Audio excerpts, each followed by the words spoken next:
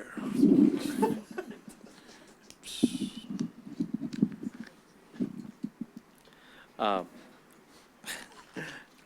Ty, when Steph's doing what he's doing in the third, 21 on 9 of 11, felt like he made everything. How did you guys were able to punch back every time. I felt like, how did you guys do that? Yeah, I think, especially when a guy like that explodes, to keep your composure and keep staying with the game plan. I thought, we kind of tried to take them out of what they were doing, and Steph just made a barrage of shots. We tried to blitz, we tried to fire. He split it, he dribbled around it, made some tough shots, some scoop shots falling down. He had it going tonight. But I just liked the way we kept our composure. And, I thought in that first quarter defensively we were really good. And then after that, like I said, Steph got going, so it's kind of hard to gauge how good our defense was. But I thought our offense was really good. I thought that third and fourth quarter we really executed out of our offense, didn't get stagnant, had 30 assists, and then we only had one turnover in the second half. We had two at the end of the game that we just, held to take the violation. But one turnover, so 6 turnovers for the game, for us is huge. And so when our defense wasn't great tonight, on Steph, I thought our offense really carried us and was pretty good. Eric seemed very comfortable with that starting unit. Previous games and started the second half today at 14 in the third. What do you like about his fit? I mean, he's another big game for you guys today. Yeah, I mean, he's been closing games for us as of late as well. And just like I said, his poise, his ability to drive a closeout, but also his ability to shoot, 3 or 4 feet behind the line. So it gives you a lot of space. And so when teams are shrinking the floor, you have a long rotation to get out to him. And I thought he did a good job of just staying poised and, like I said, knocking down some big shots in that third quarter. See, you mentioned the turnovers. The other part of the possessions is y'all had a lot of offensive rebounds. I know that was kind of what y'all were hitting harder in January or first half of February. How did that come about tonight where you guys were much more aggressive getting possessions back on the misses that you did have? I just thought Russ did a good job of crashing the glass. He had some big plays for us. I think we scored 3 out of 4 of those offensive rebounds he got. T-Man crashing the offensive glass. I thought he was huge as well. And so, when you got your guards going back and getting offensive rebounds, it puts a lot of pressure on your defense because now we're getting open threes or they're finishing at the basket. So I thought those 2 guys going to the boards was really, really important. And Russ had a huge one in that fourth quarter, and he put back as well. So just things we've been talking about, things we've been working on, things we got to keep getting better at.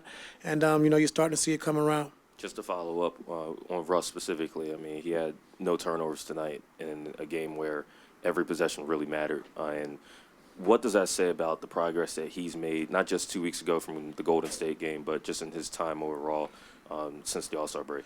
I mean, that's what great players do. And so, he's getting used to playing with the guys and where guys are going to be at, where the guys want the ball delivered, and just getting familiar. Like I said, it's only been 9 games. And so he's fit right in, and he's done a lot of great things for us. And so he's only going to continue to keep getting better once, we kind of learn exactly everything we want to do offensively. But like I said, he's been great for us, both ends, in the locker room, in practices, in the games. And so just got to continue to keep building off that.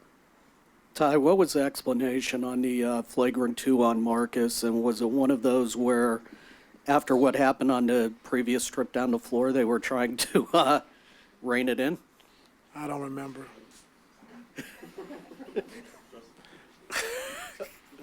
Zeus had some struggles defending the Warriors and staying on the floor in the past. But tonight, 19 and 16, what do you make of his progress, not just as a player overall, but in this specific matchup? I thought, Dan Craig and Brendan O'Connor did a good job just making sure we had the right matchups. And, usually when they go small, teams, they try to go small with them, and sometimes it could be a death trap because now they're driving to the paint. You have no shot blocking, no rim protection. But I thought Zoo did a good job. And like I said, Dan Craig and BOC just, making sure we got the right matchups, when to blitz, when not to blitz. And I thought Zoo did a great job, like I said, on the glass, finishing around the basket, getting to the free throw line. And he was huge for us tonight. Ty, I think in 5 of your games since the break, you guys have scored 124 or more points in the game. What have you guys found offensively? Kawhi and PG, when they're attacking the basket, getting to the paint, we're a totally different team. I think Russ's pace, the way he's pushing the ball in transition, getting easy layups, getting easy threes in transition. And, we find out the style that we want to play. And with PG and Kawhi being healthy, you know, you can continue to grow with that and continue to see things we need to work on, things we need to get better at, and we're seeing that. And so we're not there yet. It's still, you know, a process, but I like where we're going. And so continue to just keep working on things we need to work on. Like I said, they've been putting the work in, so I got to give those guys credit and keep building off of it.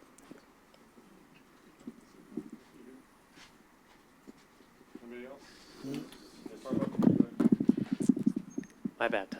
Sorry.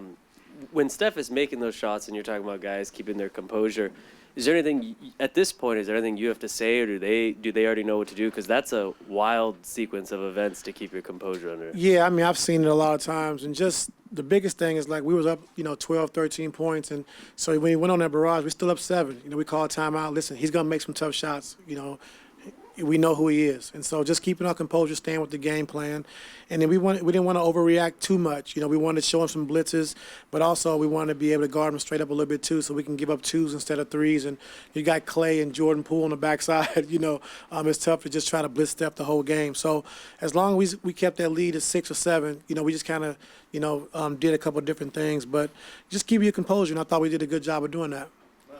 Yeah, you had to call 3 early timeouts, first quarter, second quarter, third quarter. What did you kind of see in that fourth quarter where they finally, the Clippers, they finally got off to the start that was required to put that game away? I think just executing through our offense. Like, we didn't get stagnant. We ran the sets we wanted to run.